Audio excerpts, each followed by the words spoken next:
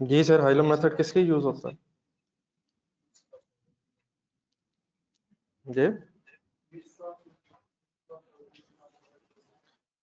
Sir, question किया आप लोगों से सर, हाइलो मेथड किसके यूज होता है? किसकी सेग्रीगेशन, किस में से सेमी वेरिएबल कॉस्ट को फिक्स कॉस्ट और वेरिएबल कॉस्ट में सेग्रीगेट करने का मेथड है। सबसे पहला स्टेप क्या है? हाईएस्ट और लोएस्ट एक्टिविटी लेवल उठाया जाता है। रजिस्टर खोलना था जो कल वर्किंग की थी, उसको सामने रखा। एक नजर रिवाइज कर लें, फिर एक और क्वेश्चन करते हैं। 400 और 100 का लेवल हमने हाईएस्ट और लोएस्ट एक्टिविटी लेवल उठाया था। सेकेंड स्टेप, फिर उनका डिफरेंस लिया था। Third step, difference in cost divided by, नहीं वो तो खैर हमने फिर ये फैसला किया था कि क्या ये वाकई वेरिएबल है या नहीं है। तो आई होप कि वो तो क्लियर हो गया ना कि 100% वेरिएबल है। फर्स्ट स्टेप, हाईएस्ट और लोएस्ट एक्टिविटी लेवल उठा लें। सेकेंड स्टेप, उनका डिफरेंस ले लें। Third step, difference in cost 3 lakh divide by difference in units 100 sorry 300। तो इससे आपके पास वेरिएबल कॉस्ट पर यूनिट आ जाएगी। जब वेरिएबल कॉस्ट पर यूनिट आ जाएगी तो फिर आप सिलेक्टेड लेवल में से ये हाईएस्ट उठा लें या लोएस्ट उठा लें, टोटल लिख लें, टोटल में से वेरिएबल कॉस्ट का टोटल माइनस कर दें, आपके पास फिर फिक्स कॉस्ट पर पीरियड आ जाए। और जब आपके पास फिक्स कॉस्ट पर पीरियड और वेरिएबल कॉस्ट पर यूनिट आ जाएगी तो आप यहाँ से फिर y is equal to a plus b x का कॉस्ट फंक्शन बना सकते। y stands for y stands for a stands for b stands for और x फिर एक्टिविटी लेवल है। अगर आपको a और b पता चल गया है, फिक्स कॉस्ट का टोटल और वेरिएबल कॉस्ट का पर यूनिट, आप किसी भी एक्टिविटी लेवल पे टोटल कॉस्ट फाइंड आउट कर सकते हो। ठीक है जी, एनी कंफ्यूजन? चलिए पेज नंबर 8 पे अंदर एक छोटी सी एग्जांपल और करवाएंगे।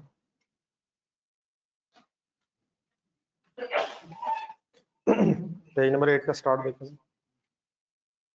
जी। ऑनलाइन स्टूडेंट्स कोई इशू तो नहीं?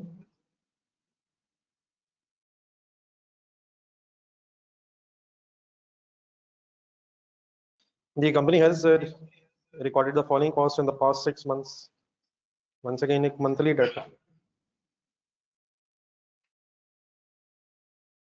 6 months का डाटा है, प्रोडक्शन के यूनिट्स हैं, टोटल कॉस्ट दी हुई है। रिक्वायर्ड आपसे है construct a total cost function by using high-low method. क्या मांग रहा है? कॉस्ट फंक्शन मांग रहा है। तो कॉस्ट फंक्शन क्या है? y is equal to a plus b x. तो क्या हाइलो से ये कॉस्ट फंक्शन बन जाएगा? a और b निकाल लेंगे ना।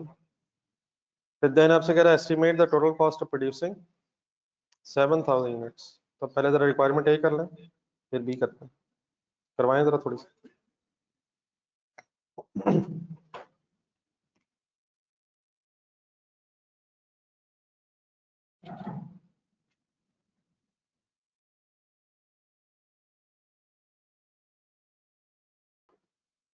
जी बस कुछ स्टेप्स जरा रिवाइज कर लें, बाकी तो होपफुली आपको पता है। करवाएं स्टार्ट में। फर्स्ट स्टेप क्या होता है?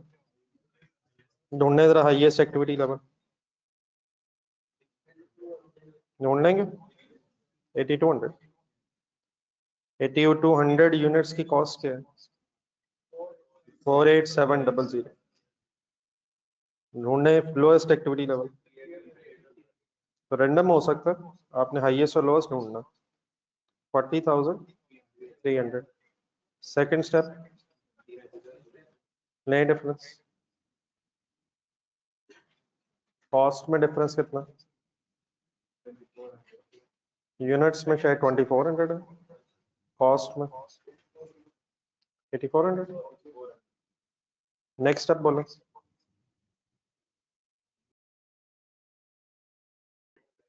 Difference in cost divided by difference in activity level. क्या आ जाएगा ये, पर यूनिट वेरिएबल कॉस्ट आ जाएगी। यहाँ तक लिखना है, बाकी कंप्लीट कर।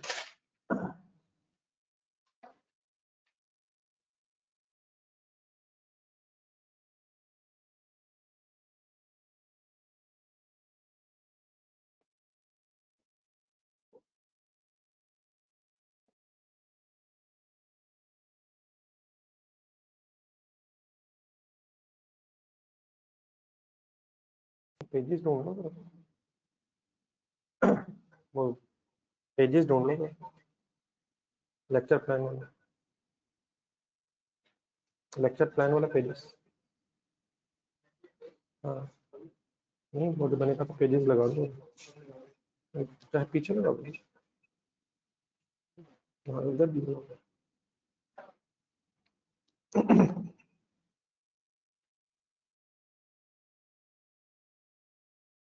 आगे करें सर, जब ये पर यूनिट वेरिएबल कॉस्ट आ जाए तो एक नजर कर देखना, तो कल जो वर्किंग की उसको देख के फाइनल करें।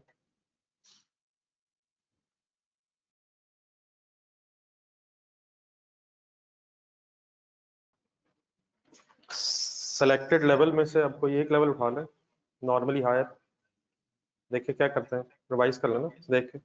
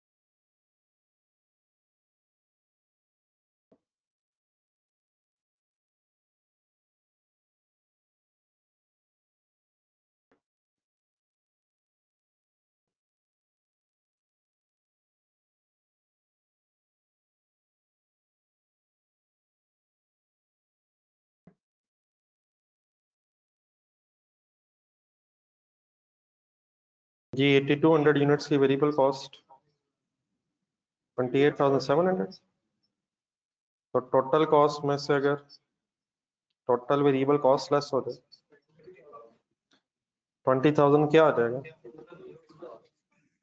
पर क्या आएगा, पर पीरियड इस केस में क्या है, नहीं 6 मंथ्स नहीं है, ये 6 महीनों की फिक्स कॉस्ट आ गई।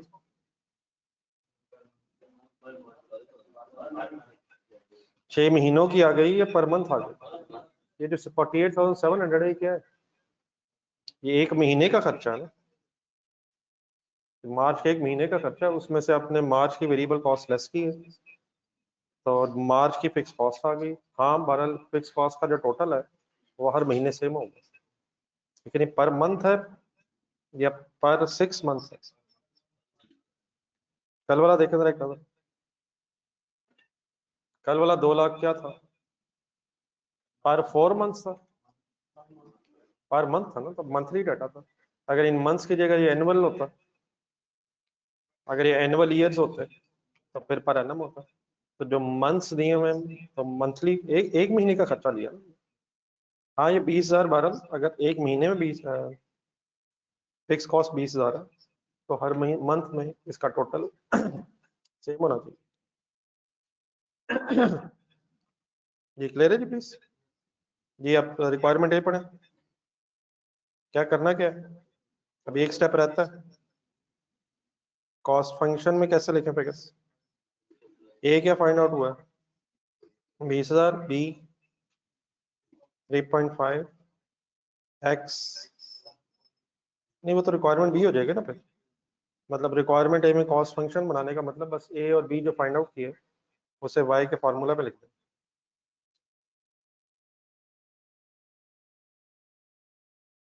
कंफ्यूजन अब करें बी, बी में क्या करा?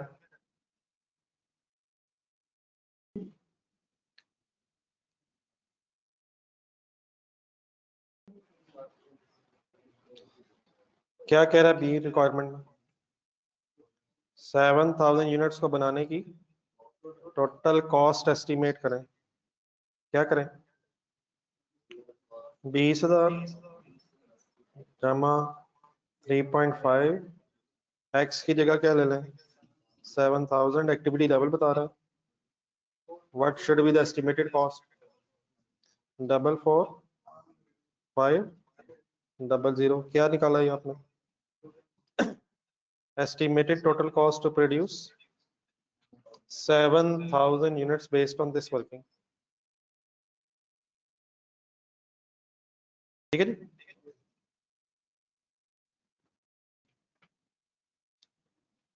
एनी क्वेश्चन जी प्लीज? कल मैंने आपसे रिक्वेस्ट की थी कि जरा पिछला भी रिवाइज करना। रिवाइज हो गया सारा जितना पड़ा 2-3 दिन में? चलो मैं रजिस्टर का एक नया पेज निकालेंगे, जरा डिस्कशन आगे पढ़ाते हैं। ये नोट्स बैग में रखना, रजिस्टर का जरा एक नया पेज सामने रखें। जी ऑनलाइन स्टूडेंट्स आपने कंप्लीट कर ली?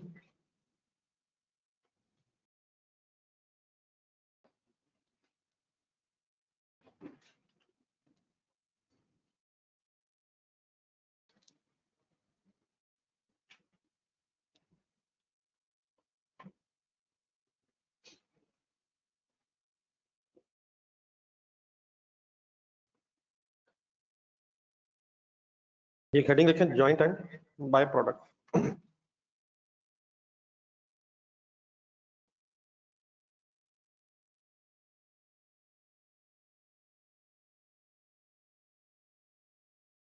Joint and by product costing.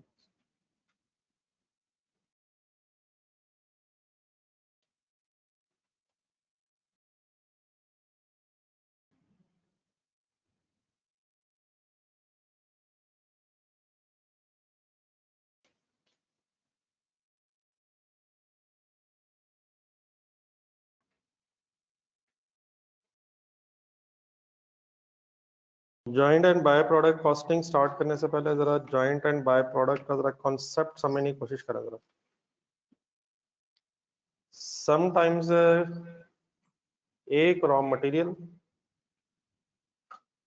जब प्रोसेस किया जाता है तो एक से ज्यादा प्रोडक्ट्स डेवलप हो जाती हैं। मसलन इसकी बेस्ट एग्जांपल समझने के लिए एक पेट्रोल पंप जरा जहन में लाएं। पेट्रोल पंप, उसमें क्या क्या सेल हो रहा है? उसमें पेट्रोल भी सेल हो रहा होता है, डीजल भी सेल हो रहा है, और कभी कभी आपने सुना होगा तो वही हाई ऑक्टेन भी सेल हो रहा होता है।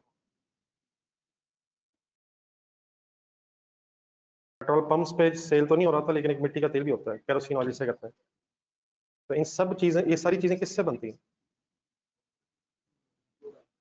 एक क्रूड ऑयल होता है जो अंडरग्राउंड एक्सट्रैक्ट होता है। तो उसी क्रूड ऑयल को जब रिफाइन किया जाता है रिफाइनरी में, तो पेट्रोल भी बन जाता है, डीजल भी बन जाता है, और केरोसिन ऑयल भी बन जाता है। और अगर पेट्रोल को फर्दर रिफाइन कर लें तो फिर हाई ऑक्टेन बन जाता है, क्योंकि ज्यादा रिफाइन हो जाता है, फिर इसलिए वो शायद ज्यादा कॉस्टली भी होता है। तो इन सब का common raw material crude oil है। तो एक रॉ मटेरियल है, उसको प्रोसेस करने से एक से ज्यादा प्रोडक्ट समटाइम्स इमर्ज हो जाती हैं। ऐसी प्रोडक्ट्स जो एक रॉ मटेरियल से जब इमर्ज होती हैं तो जिनके value with respect to each other same हो, जिनकी value with respect to each other significant हो, उनको बोलते हैं जॉइंट प्रोडक्ट। और अगर बीच में कोई इमटेरियल आइटम बन जाए उसे बोलते हैं बाय प्रोडक्ट। मीन्स टू से, एक जरा बोर्ड पे डायग्राम देखेंगे।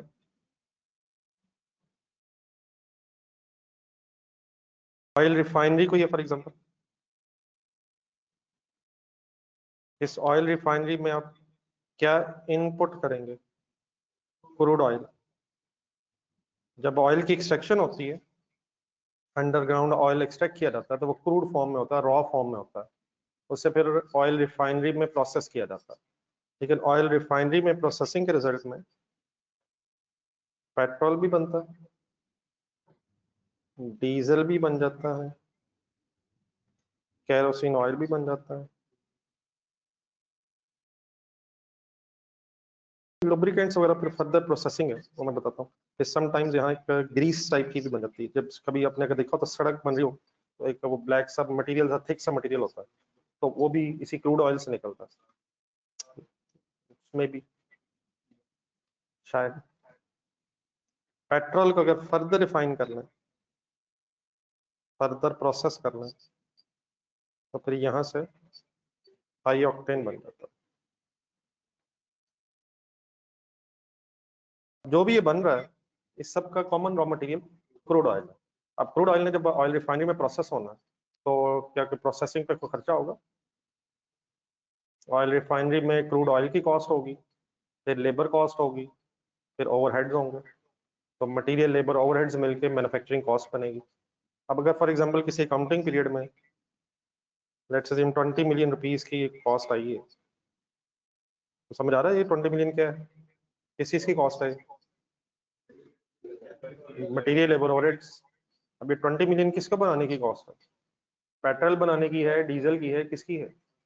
इन सब की है। तो ये जो एक से ज्यादा प्रोडक्ट्स बन गई हैं, इनमें से वो प्रोडक्ट्स जिनकी वैल्यू सिग्निफिकेंट होती है उन्हें कहते हैं जॉइंट प्रोडक्ट्स, और जिसकी वैल्यू इनसिग्निफिकेंट हो with respect to other products उसका फिर बाय प्रोडक्ट बोलते हैं। मीन्स उससे जरा थोड़ा सा आइडिया दें जरा। पेट्रोल सपोज कितने रुपए पर लीटर है? तकरीबन 270 चले गए। डीजल भी अराउंड 278 है। केरोसिन ऑयल का नहीं पता होगा आपको, मिट्टी का तेल, लेट्स अज्यूम 190 200 थोड़ा सा सस्ता होता है। लेकिन ये जो ग्रीस है ये काफी इनसिग्निफिकेंट सी होती है, इसको सपोज 20 रुपए पर लीटर। तो अब इसमें से ये जो तीन प्रोडक्ट्स हैं जिनकी वैल्यू सिग्निफिकेंट है with respect to each other, ये कहलाएंगी जॉइंट प्रोडक्ट्स।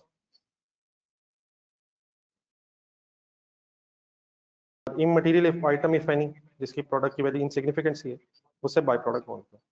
अब आपने ये बताना मुझे हाई ऑक्टेन क्या है।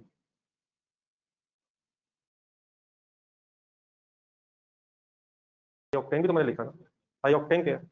हाई ऑक्टेन असल में फर्दर प्रोसेसिंग के रिजल्ट में बनी है, तो ये जॉइंट प्रोडक्ट को फर्दर रिफाइन करके जो प्रोडक्ट बनी इसे जॉइंट बाय प्रोडक्ट करने की जरूरत नहीं है। जॉइंट प्रोडक्ट्स और बाय प्रोडक्ट्स होती हैं जो किसी कॉमन प्रोसेस से अलग हो। हाई ऑक्टेन कब बना? जब पेट्रोल फर्दर प्रोसेस किया। तो असल में जॉइंट प्रोडक्ट कौन सी है? पेट्रोल, और पेट्रोल की further refined form high octane. So what is the difference between joint product and byproduct? Significant item, value items with respect to each other are called as। वैसे तो ये question जब भी आप करेंगे एग्जामिनर आपको बताएगा जॉइंट प्रोडक्ट्स कौन सी हैं, बाय प्रोडक्ट कौन सी हैं, लेकिन जरा कॉन्सेप्चुअली स्पीकिंग जो जिन प्रोडक्ट्स की value with respect to each other significant होती है वो जॉइंट प्रोडक्ट्स हैं, और insignificant value products are called as by products. तो हमारा अब अकाउंटिंग प्रॉब्लम क्या है? 20 मिलियन जरा देखें। 20 मिलियन जो कॉस्ट इंकर हुई है वो किसी एक प्रोडक्ट को बनाने में नहीं इंकर हुई, वो एक से ज्यादा प्रोडक्ट्स को बनाने में इंकर हुई है। अब अगर आप एज अ कॉस्ट अकाउंटेंट ये देखना चाहते हैं कि पेट्रोल बेच के कितना प्रॉफिट हुआ है, डीजल बेच के कितना प्रॉफिट हुआ है, तो सेल प्राइसेस तो आ जाएंगी, लेकिन फिर आपको इस कॉस्ट को सेग्रीगेट करना पड़ेगा कि पेट्रोल बनाने की कॉस्ट क्या थी, डीजल की कॉस्ट क्या थी, एंड सो ऑन, ताकि आप प्रोडक्ट वाइज प्रॉफिटेबिलिटी कैलकुलेट कर सकें। तो यहाँ तक जरा छोटी सी डायग्राम बना लें जरा, उसका फिर फर्दर डिस्कस करते हैं आगे।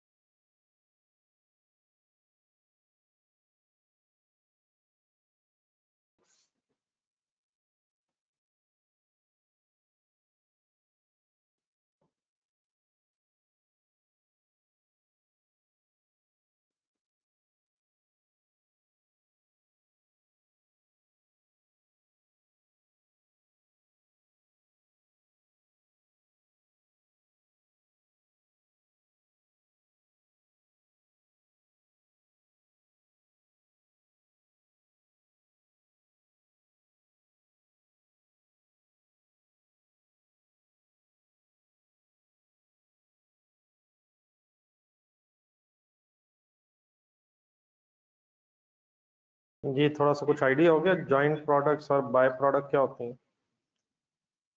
एक रॉ मटेरियल अगर एक से ज्यादा फिनिश गुड्स में कन्वर्ट हो रहा है, एक से ज्यादा प्रोडक्ट्स बन रही हैं एक रॉ मटेरियल से, तो उन प्रोडक्ट्स में से significant value items are called as joint products, and insignificant value item, if any, is called as byproduct.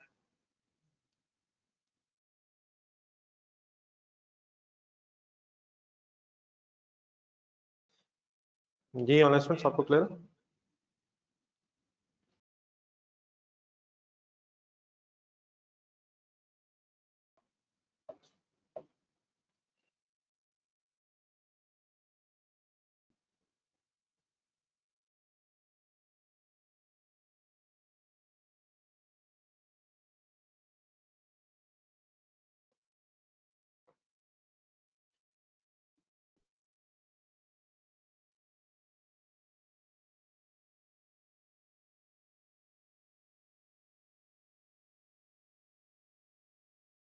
Any confusion है? कंप्लीट कर लिया तो बताइए नहीं।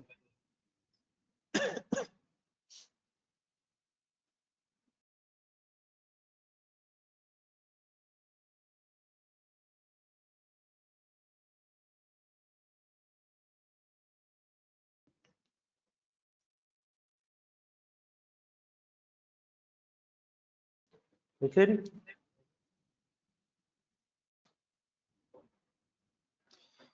चलिए हमारा अकाउंटिंग प्रॉब्लम क्या है, नेक्स्ट हेडिंग लिखा था। करना हमने क्या, methods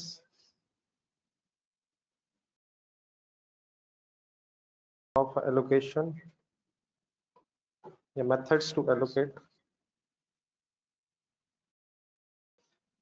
joint cost to joint products. हमने ये डिस्कस करना है कि जॉइंट प्रोडक्ट्स को बनाने की जो जॉइंट कॉस्ट इंकर हुई है उसको जॉइंट प्रोडक्ट्स पे कैसे एलोकेट करते हैं। इनिशियली मेरी इस डिस्कशन में अभी बाय प्रोडक्ट नहीं आएगी, बाय प्रोडक्ट को फिर हम अलग डिस्कस करते हैं। ये हेडिंग लिखा है, methods to allocate joint cost to joint products.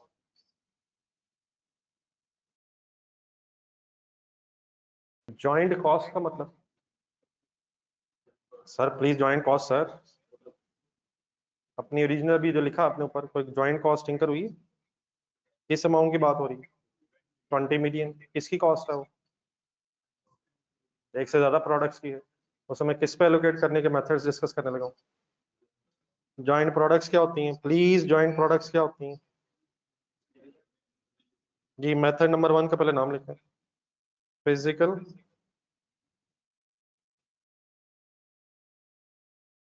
Quantity या यूनिट्स मेथड, यूनिट्स बेसिस।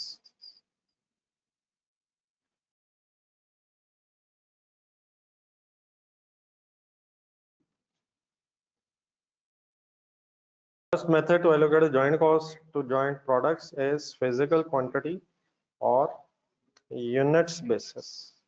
इसको समझने के लिए बस हेडिंग लिख के रुक जाए। एक छोटी सी एग्जांपल देखें, आसान आसान से फिगर से हम जरा इनिशियली डिस्कशन करेंगे। लेट्स अज्यूम एक कॉमन प्रोसेस है जिसमें joint manufacturing cost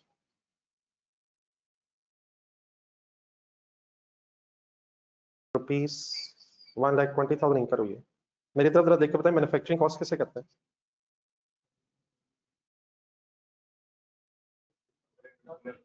sir material labour overhead sir, prime cost overhead उसी को कहना, जो सोच लिए पढ़ लिए एक दफा। Manufacturing cost is sum of please prime cost plus prime cost is sum of direct material direct labour. ये let's assume 1,20,000 joint manufacturing costing कर हुई और 3 जॉइंट प्रोडक्ट्स बनी। अभी बाय प्रोडक्ट हमारी बहस से बाहर है और लेट्स अज्यूम ए के 20,000 यूनिट्स बने, बी के सपोज 25,000 यूनिट्स बने और सी के सपोज 15,000 यूनिट्स बने। 1,20,000 रुपीज की ज्वाइंट कॉस्टिंग करूंगी। 3 ज्वाइंट प्रोडक्ट्स बनी ए बी सी सपोज, और रिस्पेक्टिवली मैंने यूनिट्स आपके सामने लिखी हैं। बिल्कुल सिंपल सा पहला मेथड है शायद। अगर क्वांटिटी की बेस पे ज्वाइंट कॉस्ट का एलोकेट करना है तो कोई तरीका हो सकता है? कितना खर्चा हुआ? 1,20,000। क्या क्या बना है? कितना कितना बना है? क्या इस 1,20,000 में 20,000 यूनिट्स की कॉस्ट है? 25,000 की भी है, 15,000 की भी है। तो क्वांटिटी को अगर बेस बना लें तो क्या 1,20,000 डिस्ट्रीब्यूट हो सकता है? पहले यहाँ तक आप लिख लें, फिर वर्किंग करते हैं।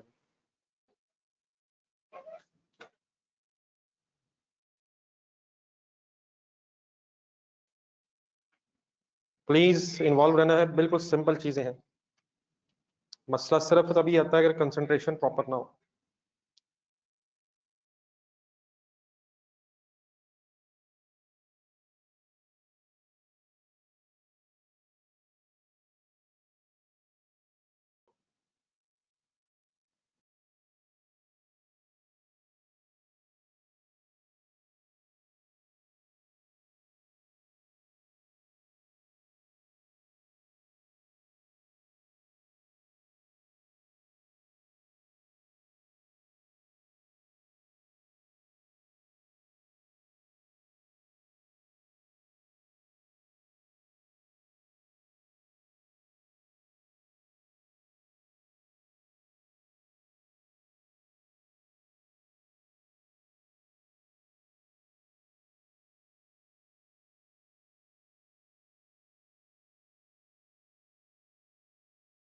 ये नोट कर लीजिए, एक सॉर्ट ऑफ एलोकेशन टेबल बन सकता है। बना लेने दें मुझे। प्रोडक्ट्स के नाम बताएं। ए बी सी, जज़ाकल्लाह। इनके यूनिट्स प्रोड्यूस्ड बताएं प्लीज यार, यूनिट्स प्रोड्यूस्ड बताएं। 20,000, 25,000 और 15,000, यही है ना यार? इन यूनिट्स प्रोड्यूस की बेस पे क्या करना है? ज्वाइंट कॉस्ट एलोकेट करनी। तो allocation of joint cost, joint cost का टोटल बताएं। 1,00,000 नहीं, जाने दें यार, ज्वाइंट कॉस्ट का टोटल यार, ज्वाइंट कॉस्ट का टोटल 1,20,000। अब इस 1,20,000 को हमने यूनिट्स की बेस पे अगर एलोकेट करना है तो क्या करेंगे? कैलकुलेटर पकड़ें, यूनिट्स का टोटल करें।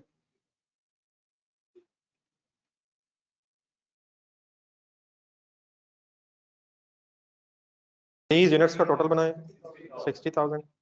तो सोच के बताएंगे एलोकेट कैसे करूं 1,20,000 को? 1,20,000 डिवाइड बाय, ये सही कह रहे हैं आप लोग जी? 1,20,000 डिवाइडेड बाय क्या करूं? 60,000 मल्टीप्लाइड बाय 20,000। जिन्होंने पार्टिसिपेट किया आपने बेहतरीन बात की है। जरा 1 मिनट कैलकुलेटर पकड़ा, तो लिखने की जल्दी ना किया करें, 1 मिनट बात समझे जरा।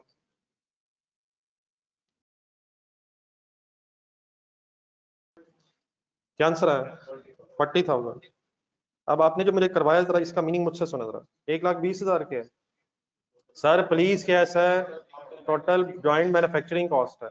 इस 1,20,000 से कितने यूनिट्स बने? तो इसका मतलब आपने सिंपली क्या किया? 1,20,000 डिवाइड बाय 60,000 करके क्या किया आपने?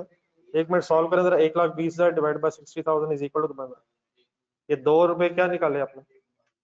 पर यूनिट मैन्युफैक्चरिंग कॉस्ट निकाली, और एक ही क्योंकि 20,000 यूनिट्स हैं तो आपने फिर 20,000 से मल्टीप्लाई करके 40,000 कॉस्ट निकाली।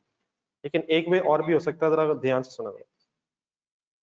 20,000 ढूंढने के है, एक ही यूनिट्स है, डिवाइड बाय 60,000 अगर मैं कर लूं। 1 मिनट यहाँ तक सॉल्व करना है। 20,000 डिवाइड बाय 60,000,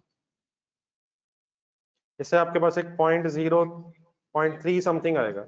मतलब इसका ये है कि एक ही परसेंटेज, एक ही क्वांटिटी की परसेंटेज टोटल क्वांटिटी का तकरीबन 33% है। टोटल 60,000 अगर बना है और उसमें ए के 20,000 यूनिट्स हैं तो 1/3 कह लें या तकरीबन 33% ए की क्वांटिटी है। तो अगर ए की क्वांटिटी 33% है तो टोटल कॉस्ट में भी उसका शेयर 33% ही होना चाहिए। तो इन other words 20 divide by 60 multiplied by, बताएंगे क्या करूंगा, 120।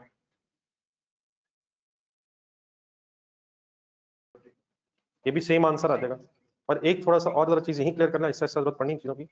मैथमेटिकली अगर मल्टीप्लीकेशन और डिवीजन आगे पीछे हो जाए तो फिर कोई खास फर्क नहीं पड़ता है। मेरी दोनों जरा ब्रैकेट्स देखें, क्या दोनों ब्रैकेट्स में 20,000 60,000 से डिवाइड हो रहा है?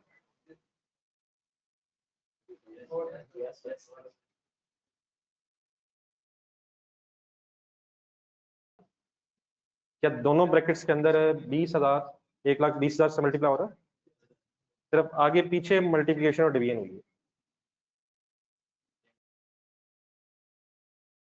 आपने पहले पर यूनिट निकाल के मल्टीप्लाई बाय यूनिट्स कर लिया, मैंने क्या किया, परसेंटेज निकाल के टोटल यूनिट से मल्टीप्लाई कर, टोटल रुपीज से मल्टीप्लाई कर दिया। तो बोथ वेज आर एक्सेप्टेबल। अच्छा किया आपने पार्टिसिपेट किया, आई होप मैं कुछ समझा सका हूँ। और यहाँ तक टेबल बनाया, अगली वो 2 वर्किंग पुट करेंगे।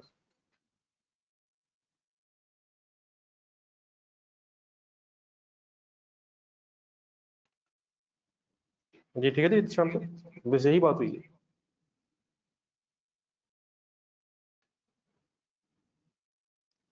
तो फिजिकल क्वांटिटी मेथड में क्या करें, क्वांटिटी को बेस बनाएं और जॉइंट कॉस्ट को एलोकेट कर दें।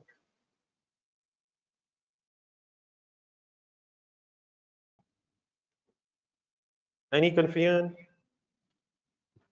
अब डेफिनेटली ये भी मैं नहीं कहना चाह रहा कि ये दोनों तरीकों से वर्किंग करनी होती है, दोनों तरीकों का आइडिया जरूर होना चाहिए। बताएं बी की वर्किंग कैसे करेंगे? 120 डिवाइड बाई 60 करना, चलो ठीक है जी, इसी से कंफर्टेबल लग रहे हैं आप। और मल्टीप्लाइड बाय 25,000, 50,000 एंड सी की।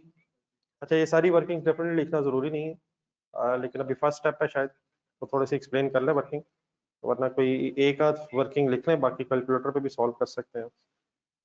30 बन जाएगा शायद सी का।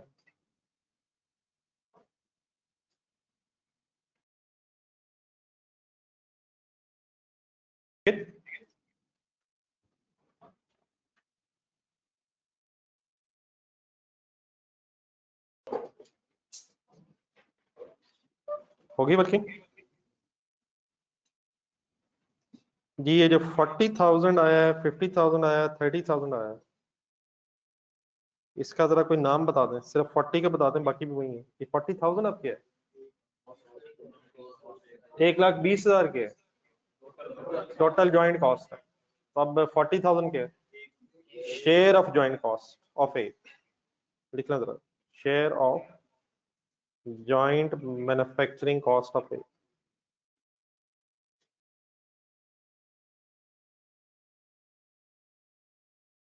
एंड सिमिलरली 50,000 एंड 30,000 बी और सी का शेयर है। इन अदर वर्ड्स, अब अगर आप ये देखना चाहते हैं कि what is the cost per unit of A, क्या बोला मैंने, manufacturing cost per unit of A, तो क्या करना चाहिए, 40,000 डिवाइड बाय 20,000। अब अगर हम पर यूनिट निकालना चाहते हैं तो हम 40,000 डिवाइड बाय 20,000 कर सकते हैं। अब ये 40,000 तीनों का खर्चा है, अब ये ए बी और सी में डिस्ट्रीब्यूट हो गया। तो हम क्या करना चाह रहे थे, जरा अपनी हेडिंग देखें मेथड 1 से ऊपर।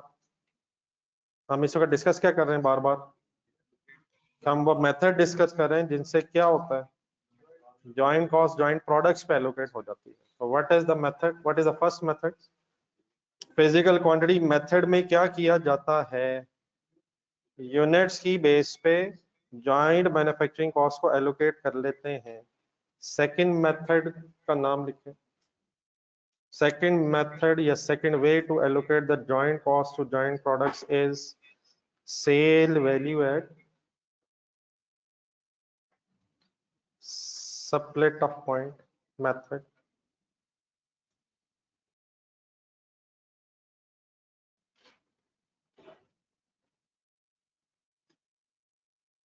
Cell value at split off point method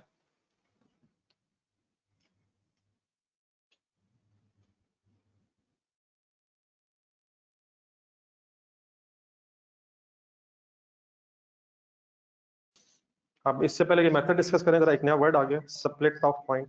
तो पहले ये स्प्लिट ऑफ पॉइंट को जरा एक डिफाइन करने की लाइन में किसी के नीचे लिख लें।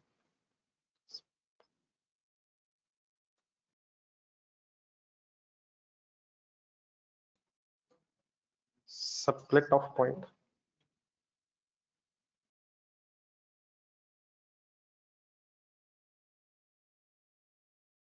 split a point means point where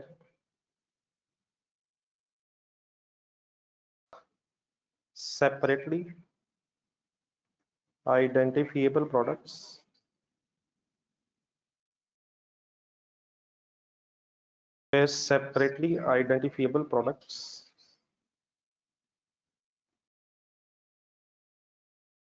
emerge from the common process.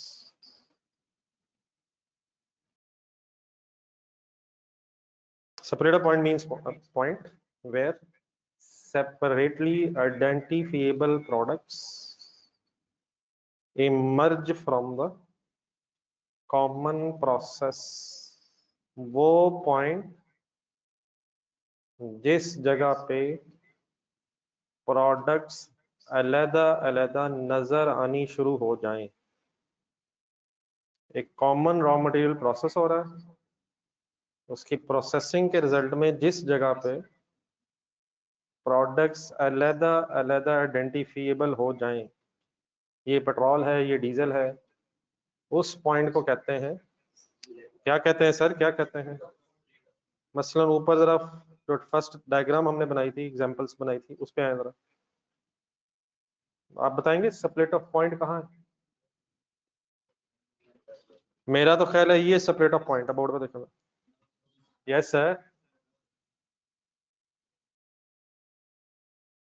कौन सा पॉइंट सेपरेट ऑफ है?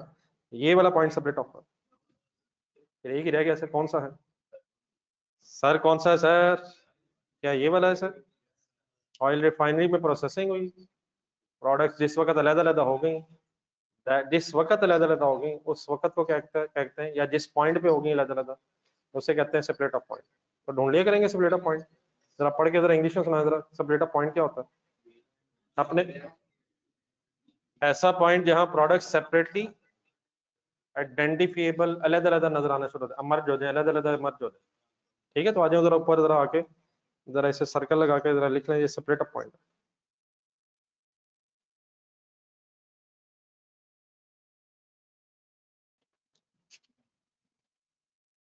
ठीक है, परेशानी है?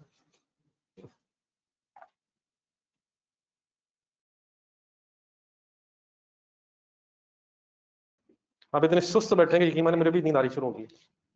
प्लीज क्लास में है सर, सेपरेट ऑफ पॉइंट किसे कहते हैं? अपने वर्ड्स में, अंग्रेजी में नहीं। वो पॉइंट जहां आइडेंटिफिएबल का मतलब अलग-अलग नजर आनी शुरू हो जाए। क्या पहले ये इकट्ठी है, एक कॉमन रॉ मटेरियल, उसके अंदर सारी हैं, जिस वक्त ये अलग-अलग नजर आना शुरू हो जाएंगी, that point is called as split off point. अब जरा पॉइंट नंबर 2 की जो हेडिंग है उसको थोड़ा सा समझाने की कोशिश करें। ये जो हेडिंग लिखी थी मैंने, sale value at split off point method, अब इस मेथड में क्या करना चाहते हैं? ये किस चीज का मेथड है? जॉइंट कॉस्ट की एलोकेशन ही का एक दूसरा मेथड है। अब हम मेथड इस वक्त डिस्कस कर लेंगे, फिर इंशाल्लाह क्वेश्चन देखा करेंगे, उसमें एग्जामिनर जिस मेथड से हमसे कहेगा हम उस मेथड से वर्किंग करेंगे। अब इस मेथड में हम क्या चाह रहे हैं, जिस वक्त प्रोडक्ट्स अलग-अलग हुई हैं उनकी क्वांटिटी को बेस ना बनाया जाए, उनकी सेल वैल्यूज को बेस बना के एलोकेशन की जाए। अभी थोड़ी देर पहले जो वर्किंग की हमने फर्स्ट मेथड में, उसमें क्या किया, सिंपली उसमें सिर्फ क्वांटिटी देखी, लेकिन अगर quantity multiplied by sale price per unit करके सेल वैल्यूज को बेस बना के एलोकेशन की जाए, तो then this method will be called as sale value at split off method. इसको भी समझने के लिए एक एग्जांपल बना लेते हैं। देखिए एक एग्जांपल,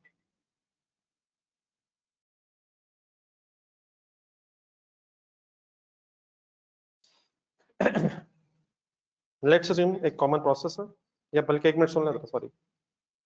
उस कॉमन प्रोसेसिंग में जरा आसान आसान ही रख लेते हैं। 10,000 rupees suppose manufacturing cost incur हुई, जॉइंट मैन्युफैक्चरिंग कॉस्ट।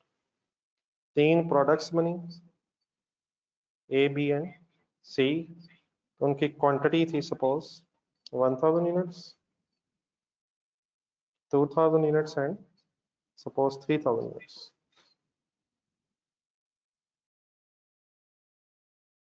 अगर फिजिकल क्वांटिटी मेथड हो तो हम 1,000, 2,000, 3,000 लिख के 6,000 टोटल कर लेंगे और उसकी बेस पे 10,000 एलोकेट कर देंगे। लेकिन अगर सेल वैल्यू मेथड है तो फिर क्या करेंगे, यहाँ तक आप पहले एग्जांपल बना लें, मैं फिर फर्दर कुछ डेटा अज्यूम करता हूँ।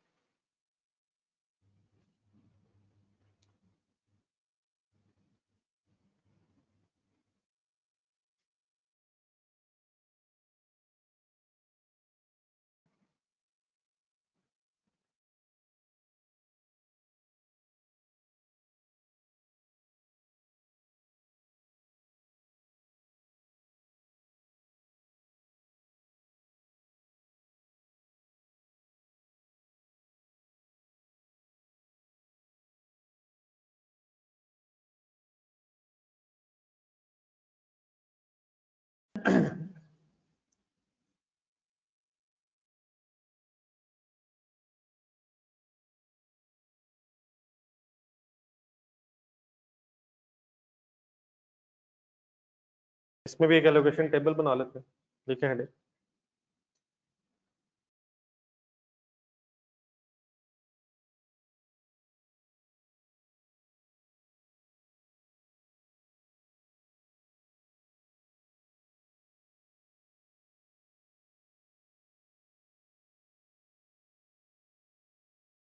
करूँ वर्किंग, पहले करवाएं आप जरा। प्रोडक्ट्स के नाम A B C, units produced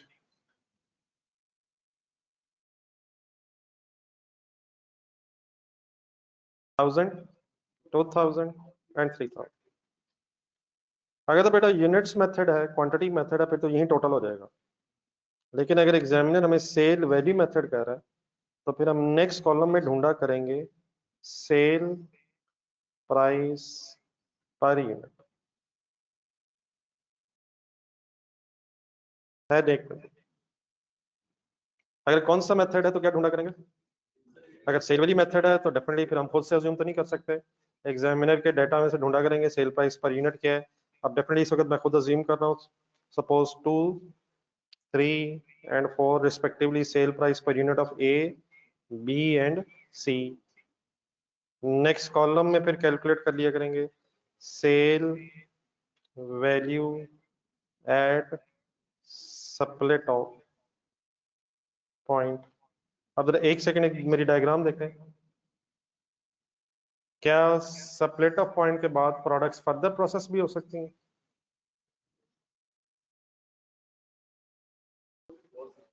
sir product further process भी हो सकती हैं, लेकिन मैं इस वक्त अज्यूम कर रहा हूँ कि suppose these products are saleable at split off point. लेकिन अगर वो सप्लेट ऑफ पॉइंट पे सेल नहीं हो रही तो क्या होगा, वो इंशाल्लाह भी डिस्कस करते हैं। तो let's assume these 3 products are saleable at split off point at rupees 2, 3 and 4 respectively per unit. अब sale value at split off simply कैसे फाइंड आउट हो जाएगी, हेल्प मी। 1000 इंटू 2, 2000। 2000 क्या है, किसकी, 1000 यूनिट से प्रोड्यूस है उनकी 2000 सेल वैल्यू है। आगे 6000 एंड 12,000। अब इंस्टेड ऑफ कि हम क्वांटिटी का टोटल करके बेस बनाएं, अब हम सेल वैल्यूज का टोटल कर लेंगे और अपनी जरा डायग्राम देख के बताएं कितने रुपीस को सेल वैल्यूज की बेस पे एलोकेट कर दें। एलोकेशन किसकी करनी है, जॉइंट कॉस्ट की। तो जॉइंट कॉस्ट 10,000 हमने अज्यूम की है, तो रादर देन कि क्वांटिटी को बेस बनाएं, प्लीज बताएंगे हम किसको अब बेस बना रहे हैं। तो इसका सेल वैल्यूज का जरा टोटल करें, 2,000, 6,000, 12,000, ठीक है 20,000। अब वंस अगेन एलोकेशन कैसे हो सकती है, 10,000 डिवाइड बाय 20,000 भी हो सकती है। और एक सेकंड जरा बोर्ड पे देखें, 2,000 किसकी सेल वैल्यू है divided by total sale value. इससे क्या आ जाएगा मेरे पास, परसेंटेज आ जाएगी कि एक ही परसेंट टोटल सेल वैल्यू में क्या है, और देन मल्टीप्लाइड बाय 10,000 हो सकता है। और obviously 10,000 divided by 20,000 multiplied by 2,000 भी हो सकता है। ठीक है, तो what is the difference between first and second method? Quantity को बेस बना रहे थे, यहाँ क्वांटिटी की बजाय सेल वैल्यूज का बेस बना। ठीक है जी, बात कंप्लीट करें।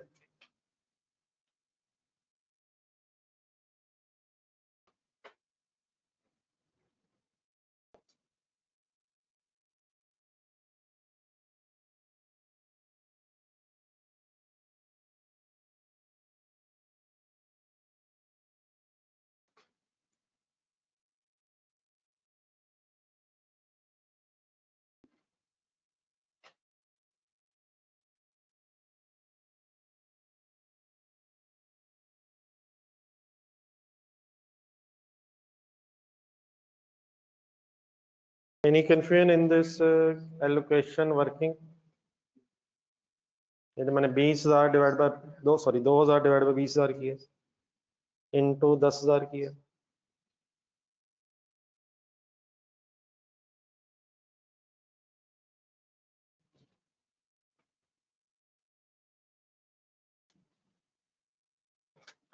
जी सर, क्या आंसर आ रहे हैं सर? 1000 सेकंड का 3,000 ऐसे ही है मेरे ख्याल, और 6,000 करे ना वर्किंग है। 6,000 डिवाइड बाय, अभी सारी वर्किंग लिखना जरूरी नहीं है, लेकिन आई एम अज्यूमिंग कि आप सॉल्व कर रहे हैं, solve. What is the second answer please? 3,000 ठीक है, 3,000 और 6,000 ओके है सर। इस फाइनली 1,000 का नाम बताएं।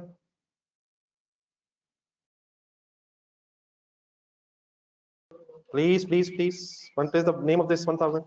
शेयर ऑफ जॉइंट कॉस्ट है, share of joint manufacturing cost of A.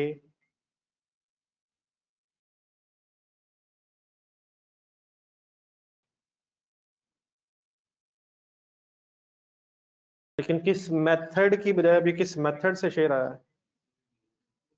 Units method की बजाय सेल वैल्यू मेथड से ये आंसर आया है। 10,000 टोटल मैन्युफैक्चरिंग कॉस्ट है, उसमें से 1,000, 3,000 और 6,000 रिस्पेक्टिवली ए, बी और सी को एलोकेट हो गया। जी ऑनलाइन स्टूडेंट्स प्लीज क्लियर है?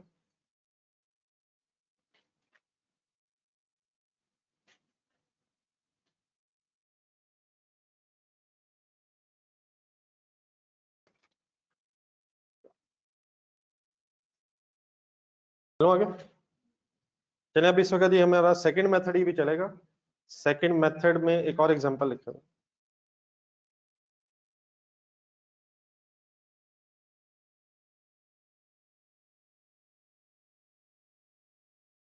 इस एग्जांपल को भी मैं जरा एक डायग्राम फॉर्म में आपके सामने बनाता हूँ, जरा पहले सुन लेना, फिर आप लिख लीजिएगा, मैं जरा एक्सप्लेन कर दूंगा।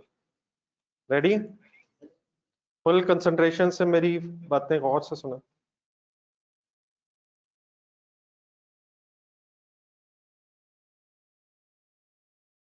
Let's assume joint manufacturing cost है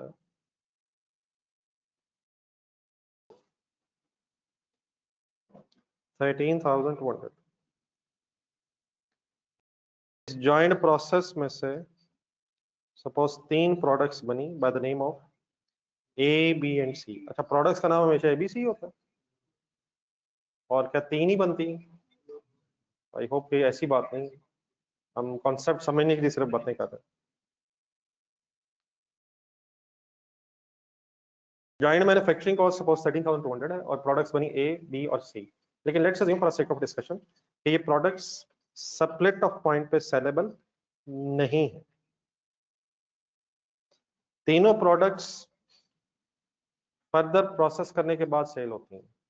अब डेफिनेटली एक नेक्स्ट वेरिएशन ये भी हो सकती है कि some products are sellable at separate point and some products are sellable after further processing। जिस तरह थोड़ी देर पहले जो बात हुई थी, पेट्रोल फर्दर प्रोसेस होकर भी सेल हो रहा है और डीजल शायद एज इट इज सेल हो रहा है। लेकिन मेरी इस एग्जांपल में मैं क्या इस वक्त अज्यूम कर रहा हूँ कि all the three products suppose are not sellable at separate point, instead of that इनको बेचने के लिए हमें फर्दर प्रोसेस करना पड़ता है।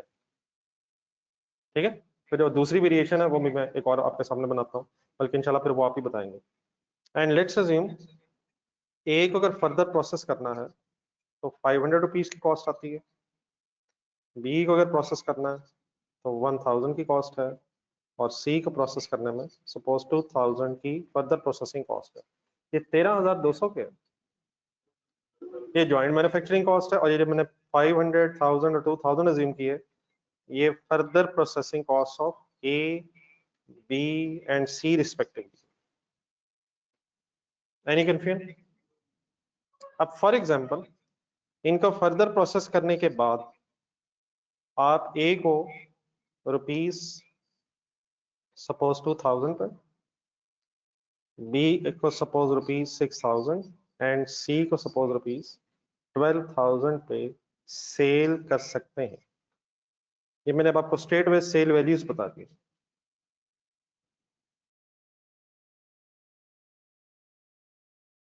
इस वक्त की सेल वैल्यूज आएंगे एट स्प्लिट ऑफ है या after further processing? After further processing. अब प्रॉब्लम यहाँ क्या है, हमारे मेथड का नाम है sale value at split off point और हमारी जो प्रोडक्ट्स हैं ये स्प्लिट ऑफ पॉइंट पे सेलेबल नहीं है।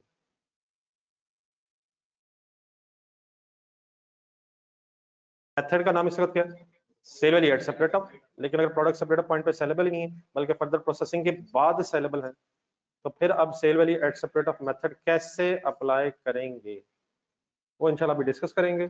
आप पहले यहां तक जरा डाटा नोट कर लो।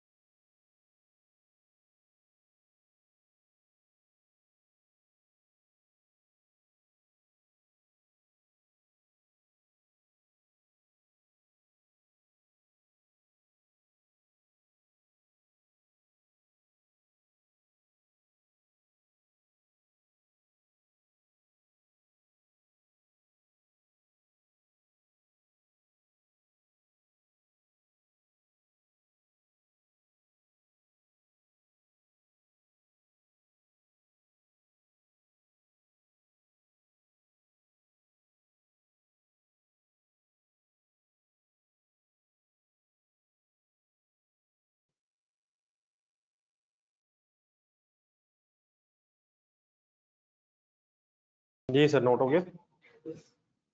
मेथड का नाम क्या है sir? Sale value at split off. Problem क्या है इस एग्जांपल में?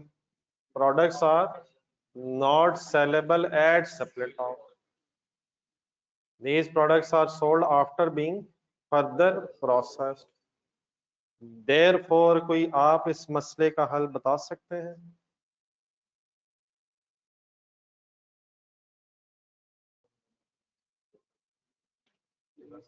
एक रिवर्स वर्किंग बता सकती है।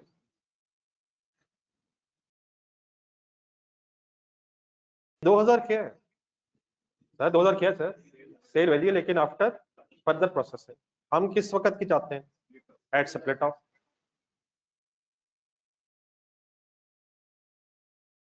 सिमिलरली 6000 और 12000 के आफ्टर फर्दर प्रोसेसिंग, तो एक रिवर्स वर्किंग करके इस केस में हमें एक assumed sale value at separate find out करनी पड़ेगी। कैसे फाइंड आउट हो सकती है? Sale value after further processing वापस आते हुए कुछ करना चाहिए, प्लस कर देंगे 500, प्लस कर देंगे माइनस कर देंगे सर, रिवर्स आते हुए फर्दर प्रोसेसिंग कॉस्ट को माइनस करके एक assumed sale value at separate off निकालेंगे। ये assumed sale value at separate off कब निकालनी पड़ा करेगी? If the products are not saleable at separate off point. अगर वो सेलेबल है एट सेपरेट ऑफ पॉइंट, पिछली एग्जांपल देखें तो इसकी कोई वर्किंग की जरूरत नहीं है, जब भी हमने थोड़ी देर पहले पिछली वर्किंग की है। प्रोडक्ट्स अगर सेपरेट पॉइंट पे सेलेबल हैं तो एज इट इज उन फिगर्स को यूज कर लें, लेकिन अगर सेपरेट पॉइंट पे सेलेबल नहीं है तो फाइनल सेल वैल्यू लें। क्या वर्ड बोला मैंने?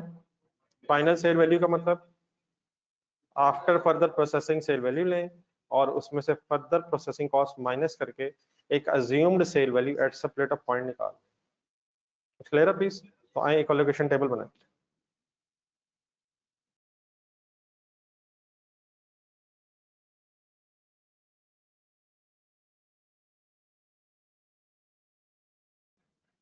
जी, प्रोडक्ट्स के नाम, बस हेडिंग लिख के रुक गए जरा, बाकी फिर मेरे कॉलम जरा देख लें। प्रोडक्ट्स के नाम A B C.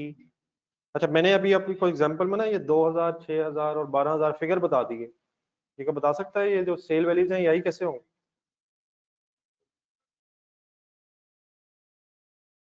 Units multiply by sale price पर। हमेशा से ये वर्किंग वैसी होगी जैसे पीछे हुई है, लेकिन मैंने जरा आपको अमाउंट स्टेट में इसलिए बना दी ताकि जरा वर्किंग के लिए कॉलम जरा कम हो जाए। तो ये 2000, 6000, 12000 यूनिट्स इनटू सेल प्राइस से ही है। तो अब लेकिन अगर वो कॉलम नहीं है यूनिट्स के, तो सिंपली मैं स्टार्ट कर रहा हूँ कहाँ से? Final sale value. Final sale value का मेरा मतलब क्या हुआ करेगा? आफ्टर फर्दर प्रोसेसिंग या before further processing?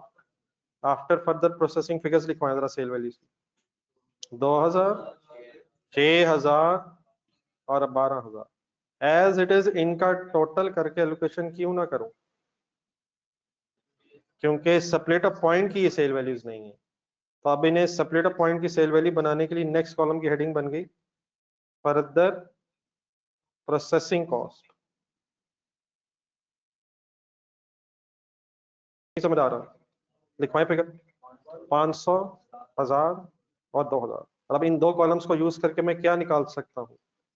Sale value at separate of.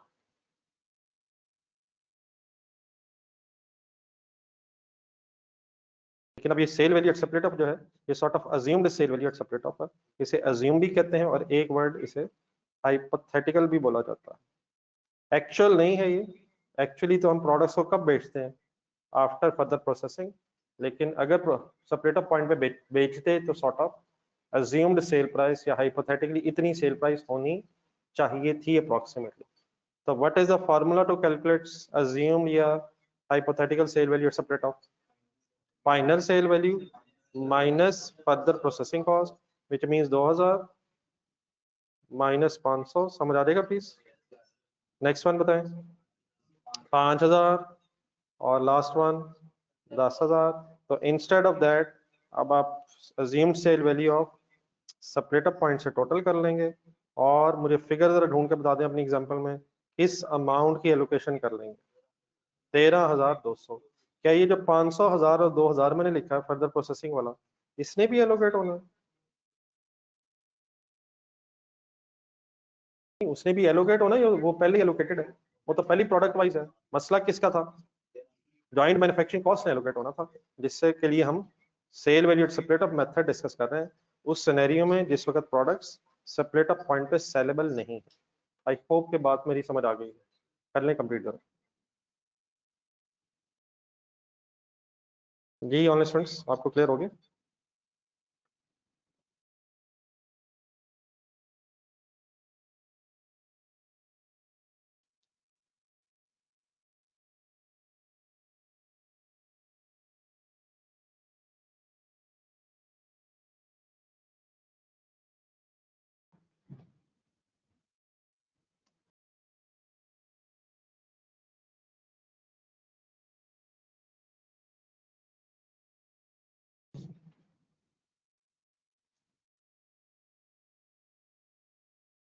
हो गया सर, बैठे बैठे निकल तो नहीं गया दूर?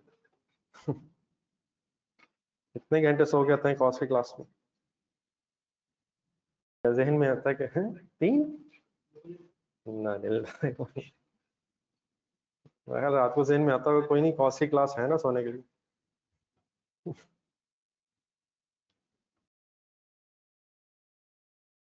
क्यों इतना पढ़ते हैं रात 2 बजे तक यार? बस बस करें यार, ये हर चीज सही इतना समझ आई हो फिर मजा आता है स्टडीज का। कोई भी अगर टॉपिक डिस्टर्ब हो जाए तो फिर बड़ा मुश्किल हो जाता है। थोड़ा सा तो जिंदगी में एडजस्ट करना पड़ता है सर अपने आप।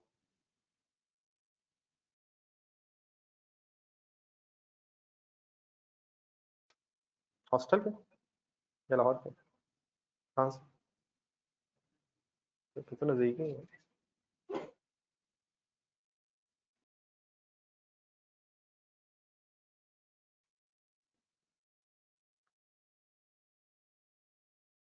मैं कल अपना कोई ग्रुप बना ले सारे, आपको रात को 9 बजे मैसेज करवाया करूंगा कि प्लीज सोने का टाइम आ गया है। शायद कोई मान ले।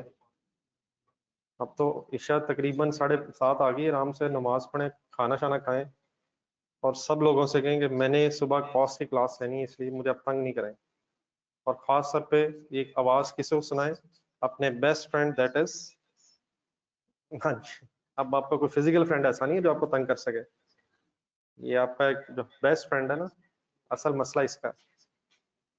ये मेरा ख्याल अब उस तरह की दोस्तियां खत्म होगी जो हमारे जमाने में होती थी कि रात को दोस्त आ गया, हम चले गए।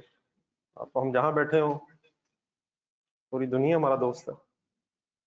ठीक है सर, सोते हैं या आंख लग जाती है? रात 2 बजे सोए हैं या आंख लगी है? ये भी एक सीरियस इशू है। अरसा हो गया कि इंटेंशनली मोबाइल ऑफ किया हो और ये सोचा कि यार बस हो गई है मैं सोने लगा हूं। वो बेचारा हाथ में होता है, सुबह कहीं तो जैसे मिलता है।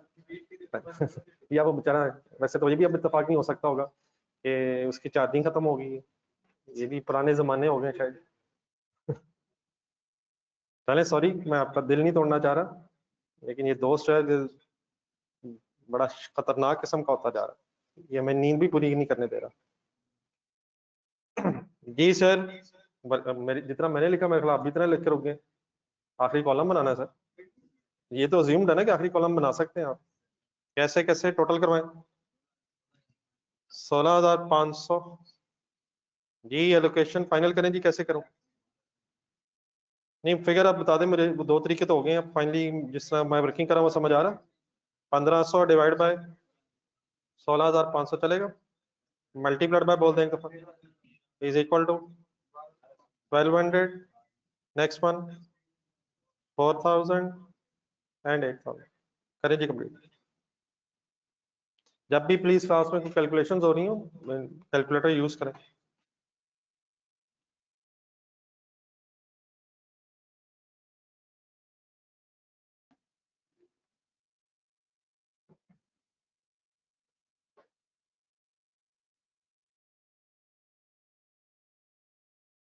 कॉस्ट अकाउंटिंग बड़ी इंटरेस्टिंग सी डिस्कशन है सर, लेकिन उसके लिए हाईएस्ट लेवल की कंसंट्रेशन चाहिए होती है, बीच में इन्वॉल्व होना होता है, वर्किंग करें, बात समझें, अगले क्वेश्चंस पे अप्लाई करें, हर क्वेश्चन एक डिफरेंट क्वेश्चन हो जाता है, चैलेंज बन जाता है। तो तभी पॉसिबल है कि अगर आप फुली इन्वॉल्व होंगे, और वो तभी हो सकता है अगर आप मेंटली रिलैक्स होंगे। ठीक है सर जी, अभी तक जो बात हुई है जरा थोड़ी सी रिवाइज कर लें, जो आज डिस्कशन हुई है, इसी में फिर 1-2 सिनेरियोज और बनाने भी बोला। पढ़े जरा जो आपने लिखा, लगा लें 1 मिनट जरा। क्या होती है जॉइंट प्रोडक्ट? जॉइंट प्रोडक्ट्स किसे कहते हैं?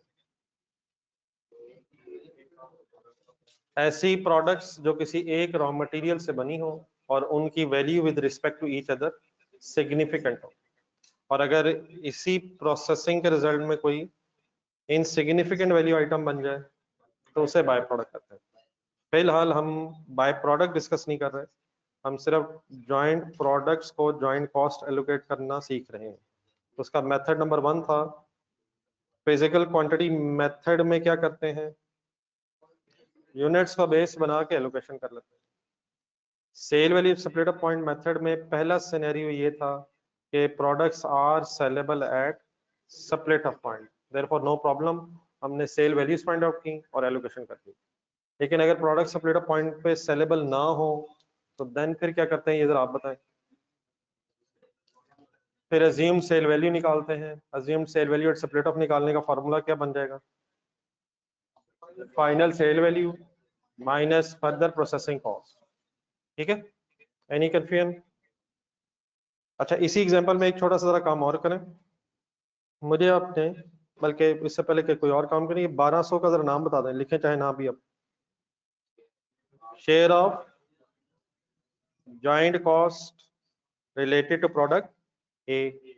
मुझे अब आपने लिखने से पहले इस एग्जांपल को देखकर जरा ये बताना कि ए, बी और सी को बनाने की टोटल मैन्युफैक्चरिंग कॉस्ट कितनी आएगी।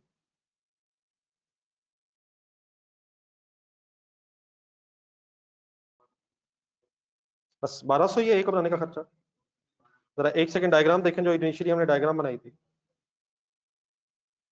जो टेबल बना है लोकेशन टेबल, उसमें तो हमने इस 13,200 को एलोकेट किया है ए बी सी में। लेकिन क्या ये 500, ये 1000 और ये 2000 भी रिस्पेक्टिवली ए और बी, ए बी सी का खर्चा है? नहीं। अगर हम टोटल, मैं इस वक्त आपसे ये डिस्कस कर रहा हूँ टोटल मैन्युफैक्चरिंग कॉस्ट। तो क्या total manufacturing cost of A calculate करते हुए शेयर ऑफ जॉइंट कॉस्ट ही सिर्फ लेना चाहिए, या share of joint cost plus further processing cost, तभी टोटल कॉस्ट आएगी। ये 500 किसको बनाने का खर्चा है, ए को कंप्लीट करेंगे तो बेचेंगे ना। मतलब 2000 रुपये अगर आपने बेचना है तो क्या वो 13,200 में से कुछ खर्चा हुआ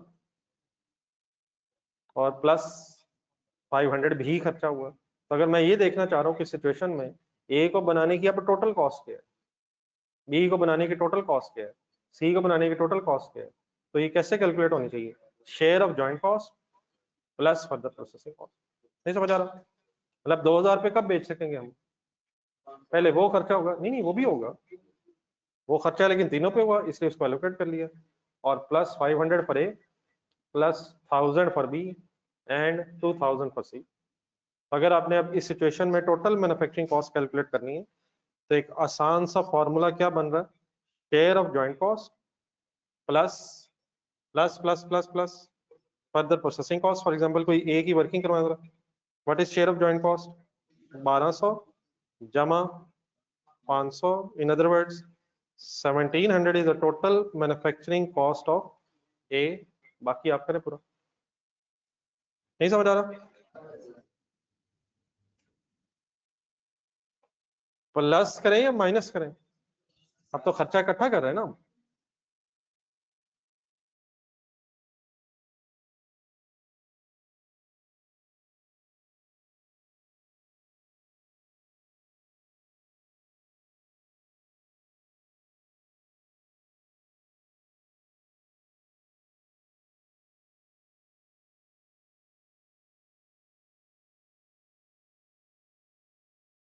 ये ऑनलाइन स्टूडेंट्स आप लोग क्लियर, ये थे शाम सर।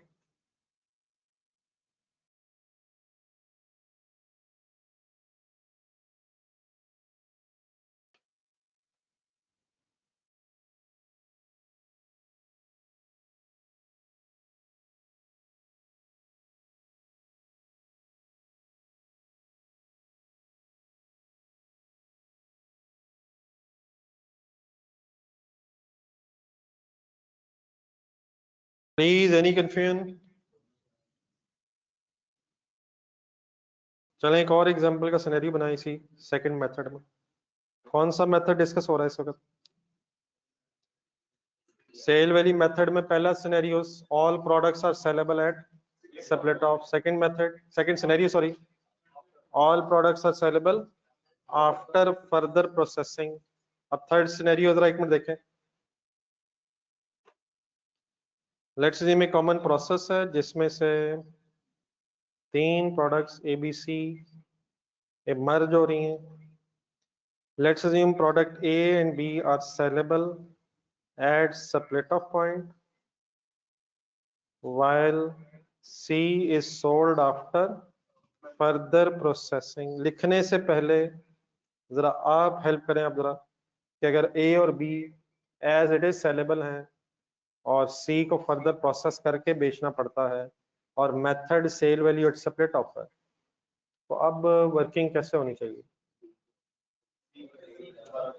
ए और बी के लिए sale value at split off as it is calculate कर लेंगे और सी के लिए रिवर्स वर्किंग कर लेंगे। जो प्रोडक्ट सेलेबल है स्प्लिट ऑफ पॉइंट पे उनकी sale value at split off as it is निकाल लेंगे, और जो स्प्लिट ऑफ पॉइंट पे सेलेबल नहीं है उसके लिए assumed sale value at split off कैसे निकाल लेंगे? Final sale value minus further processing. तो अब इसमें फिगर्स में अज्यूम करने की बजाय अभी क्वेश्चन की तरफ चलते हैं। यहाँ तक आप लिखते हैं, इसके नीचे पे एक छोटा सा पैराग्राफ लिख लेते हैं।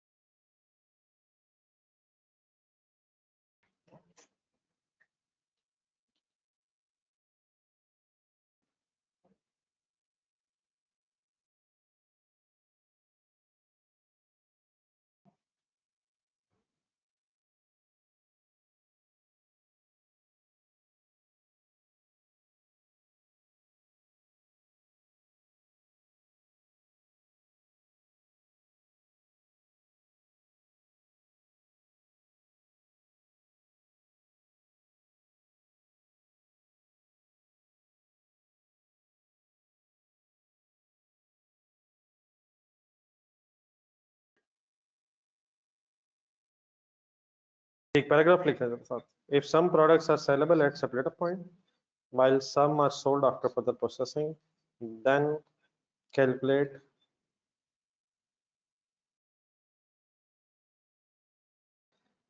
sale value at split of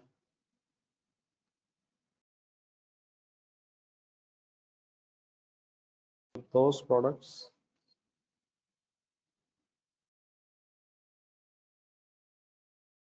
which are sold at separate point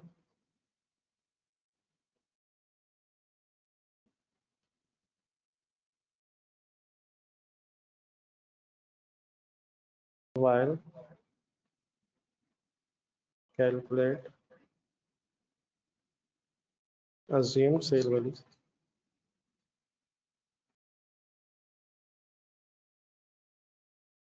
at separate point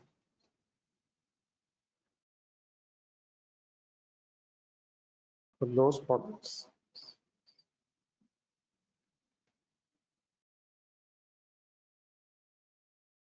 which are sold after further processing. If some products are sellable at separate of point while some are sold after further processing, then calculate sale value at separate point.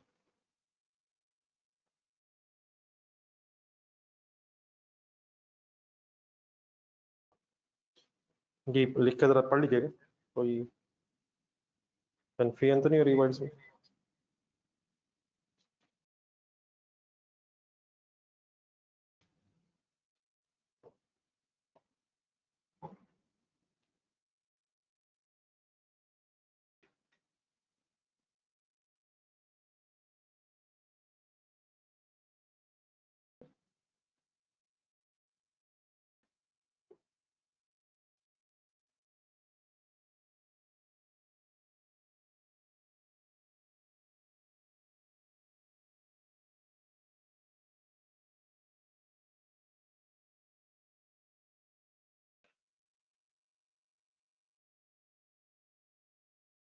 In short words अपने words में बताएं क्या करेंगे? अगर कुछ products, शुरू करें आगे, पूरा करें सेंटेंस।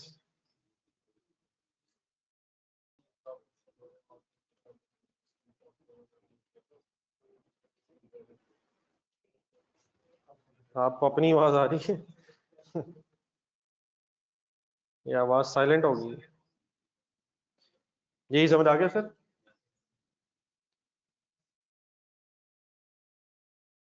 जी सर, नेक्स्ट हेडिंग लिखें। मेथड 3 है, लेकिन थर्ड मेथड, ये सेकंड मेथड की वेरिएशन है, तो उसकी जब जरूरत पड़ेगी तो डिस्कस करेंगे। अब पहले यहाँ पे हेडिंग लिखें, ट्रीटमेंट ऑफ बाय प्रोडक्ट।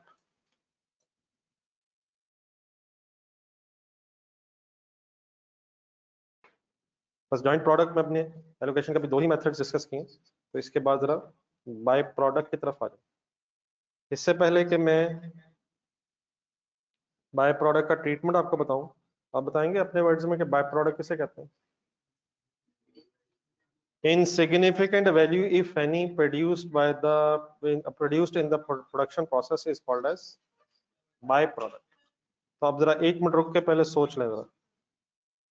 सबसे पहली चीज जो आपने ज़हन में रखनी, that is cost is not allocated to by product. ठहर 1 minute, just. By product insignificant C product है, therefore first accounting principle is के बाय प्रोडक्ट कॉस्ट एलोकेट नहीं करते। क्या मेरी इस बात का मतलब बाय प्रोडक्ट पे कॉस्ट इंकर नहीं हुई? कुछ ना कुछ इंकर तो हुई है, लेकिन वो इनसिग्निफिकेंट सी है, इमटेरियल है। तो देयरफॉर आप अकाउंटेंट्स कभी भी अपना टाइम इनसिग्निफिकेंट इमटेरियल आइटम्स पे वेस्ट नहीं करेंगे। मीन्स टू से, लेट्स अज्यूम एक कॉमन प्रोसेस में 3 प्रोडक्ट्स बनी, ए बी एंड सी। ये 3 जॉइंट प्रोडक्ट्स थी, और इसी प्रोसेस में सपोज एक प्रोडक्ट जी बन गई by the name of by product, by the name of G, लेकिन इसकी इनसिग्निफिकेंट वैल्यू है सपोज, तो ये बाय प्रोडक्ट है। लेट्स अज्यूम इस कॉमन प्रोसेसिंग में 5 लाख रुपए की जॉइंट मैन्युफैक्चरिंग कॉस्ट इंकर हुई। क्या इस 5 लाख में ए बी सी के साथ साथ जी का भी कुछ खर्चा होगा? खर्चा तो होगा, लेकिन जब हम एलोकेशन करने लगेंगे तो हम सिर्फ टेबल में ए बी और सी को लिखेंगे, और उनकी क्वांटिटीज की बेस पे या उनकी सेल वैल्यूज की बेस पे, डिपेंडिंग अपॉन द क्वेश्चन, उस 5 लाख को एलोकेट कर देंगे। इन अदर वर्ड्स, जी को 5 लाख में से कोई कॉस्ट एलोकेट नहीं करेंगे, उसकी कॉस्ट भी कहाँ चली जाएगी? बाकी जॉइंट प्रोडक्ट्स में चले जाएगी। क्यों ऐसे होगा? क्योंकि इनसिग्निफिकेंट सी कॉस्ट है, तो ऐसे ही एलोकेट करके टाइम वेस्ट करने की जरूरत नहीं है। तो what is the first step that should be kept in mind? Cost is not incurred on by product, not allocated to by product. It means जो भी कॉस्ट इंकर हुई है वो हम बाय प्रोडक्ट को इग्नोर करके जॉइंट प्रोडक्ट्स पे allocate कर दिया करेंगे। यहाँ तक जरा लिखें, फिर एक बात में बाद में आप बताता हूँ, हल्के से पॉइंट 1 करें।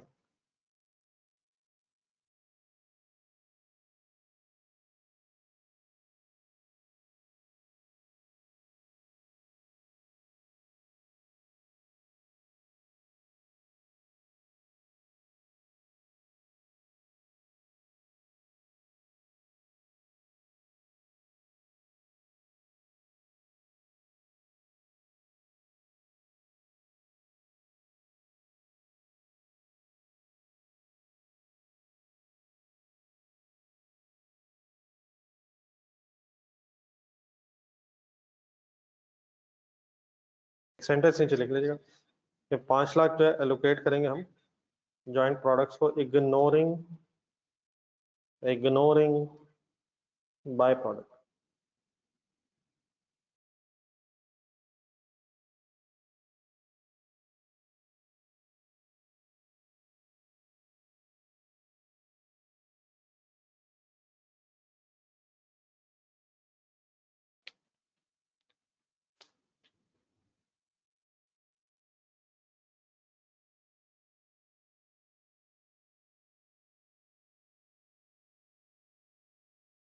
चलेगा सर?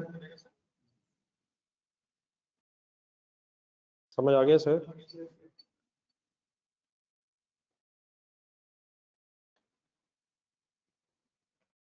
देखिए,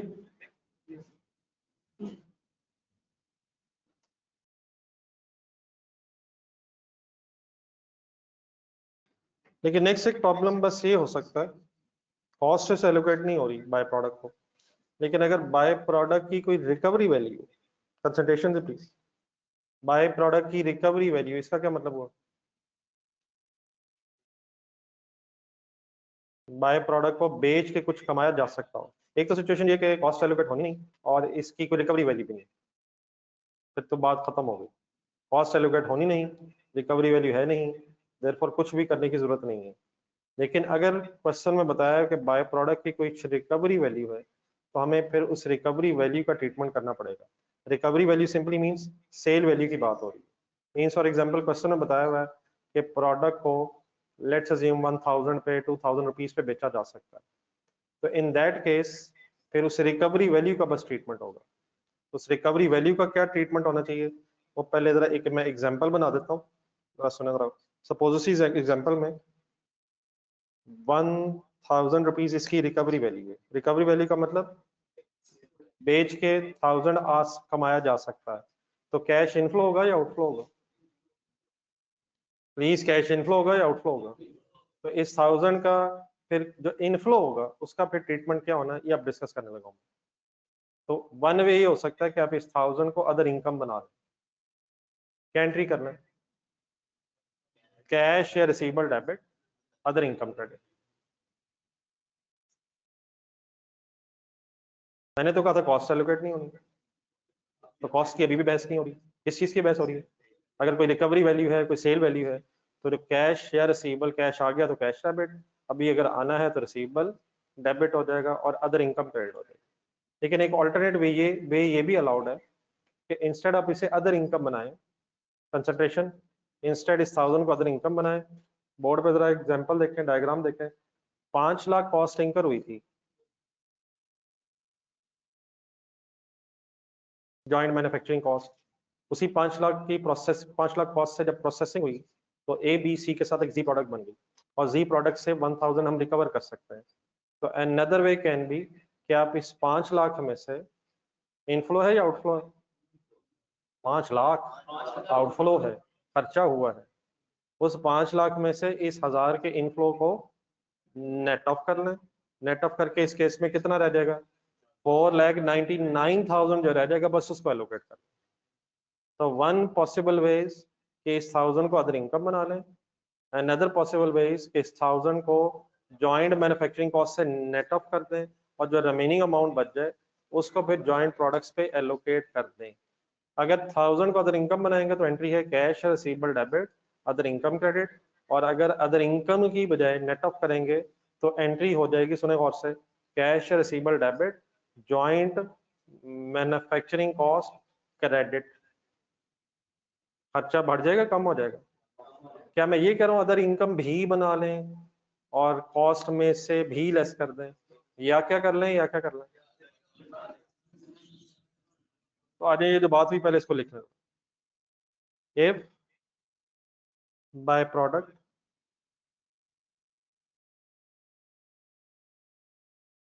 has some recovery value, then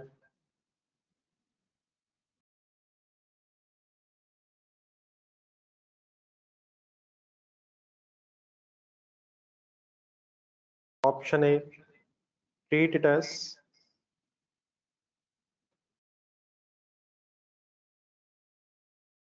other income।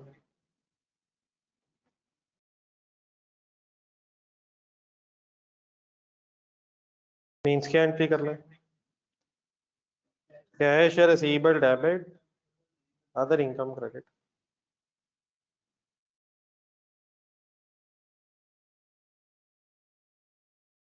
और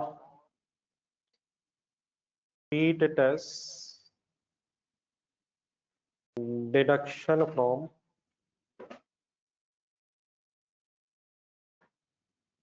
joint manufacturing cost।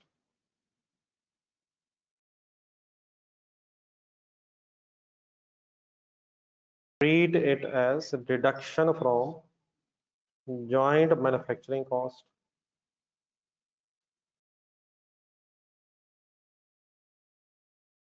जी इस सेकंड ऑप्शन की एंट्री बताएं।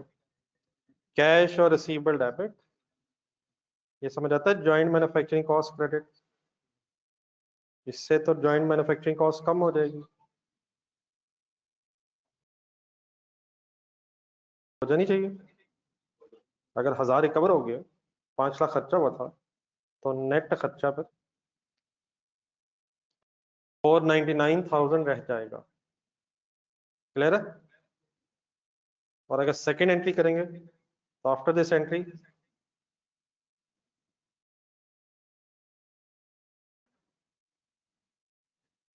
allocate the net joint manufacturing cost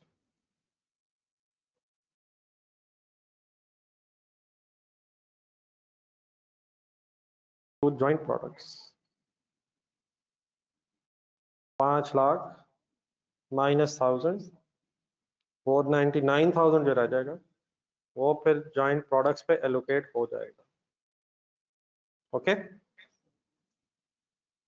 ji, summarise करके अगर बोलें, what is the treatment of by product? Cost is not allocated. हाँ जी, by product means cost significant नहीं है, वैल्यू सिग्निफिकेंट नहीं है। ट्रीटमेंट के एंगल से number 1, cost is not allocated in any case। if it has some recovery value, this recovery value can be treated as other income or can be deducted from joint manufacturing cost। If it is deducted from joint manufacturing cost, then allocate the net joint manufacturing cost to the joint products। बात clear है sir? अब अगर तो बड़ा question में बताया हो कि बाय प्रोडक्ट की रिकवरी वैल्यू का क्या ट्रीटमेंट करना है, अदर इनकम बनाना है या जॉइंट कॉस्ट में से नेट ऑफ करना है, फिर तो हम एज इट इज करेंगे जो एग्जामिनर कहेगा। लेकिन समटाइम्स एग्जामिनर बताता नहीं है, तो एक नोट लिख लें जरा। अगर एग्जामिनर ना बताए तो सेकंड मेथड प्रेफरेबल है, डिडक्शन वाला। अगर examiner recovery value by product का ट्रीटमेंट ना बताए तो फिर सेकंड मेथड प्रेफरेबल है, लिख लें जरा। If question is silent,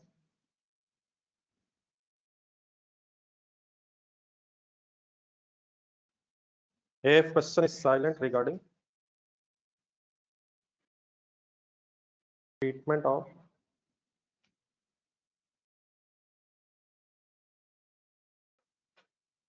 byproducts recovery value,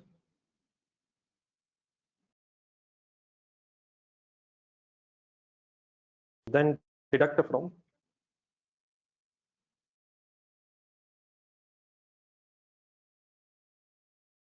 joint manufacturing cost।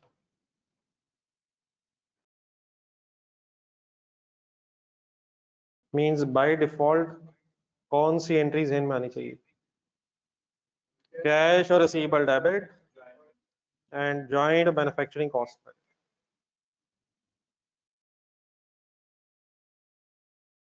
एक नजर काइंडली अब बाय प्रोडक्ट का ट्रीटमेंट भी पढ़ लें। कोई चीज कंफ्यूज कर रही है तो बताएं।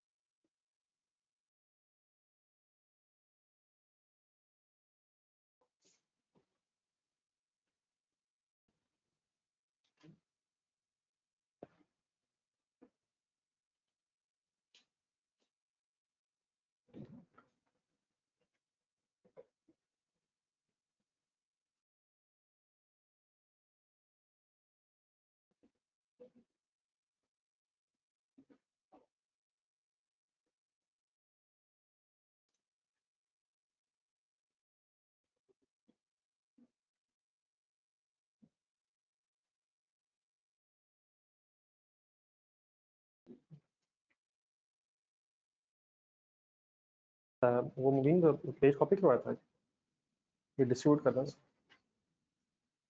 बुक्स मेरा ख्याल है इंशाल्लाह 1-2 दिन तक बस अवेलेबल हो जाएंगी, लेकिन मीन वाइल जरा 2-3 दिन और ये 3-4 पेजेस का सेट आपके साथ शेयर होगा, इसको जरा डिस्ट्रीब्यूट कर लेना। फिलहाल इस बैग में रख लें, अब टाइम नहीं बचा, वरना एक क्वेश्चन करते इंशाल्लाह। फिर कल क्वेश्चन स्टार्ट करेंगे। आप लोग जरा 2-3 मिनट और ये सारा चाहे रिवाइज कर लें, टाइम अभी है, 2-3 मिनट और लगा लें। सारा जो पढ़ा आज हमने उसका रिवाइज कर लें, कल इसके बेस पे इंशाल्लाह वर्किंग स्टार्ट करेंगे। ये जो पेजेस मिलेंगे बस इसे बैग में रख लें या रजिस्टर में रख लें, कल याद से ले आइएगा। ये ऑनलाइन स्टूडेंट्स के साथ जरा शेयर कर देंगे।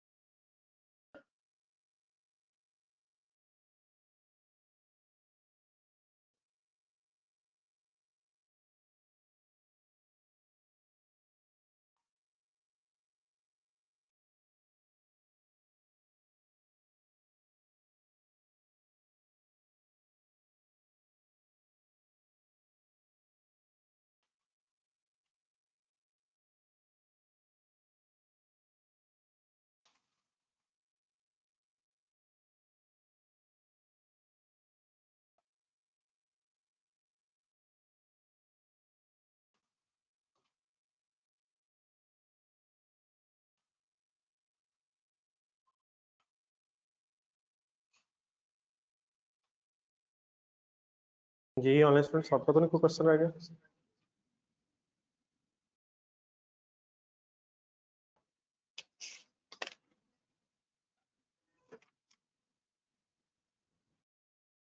ठीक है जी, क्लियर है। चलें इंशाल्लाह फिर कल मुलाकात होती है। अल्लाह हाफिज़।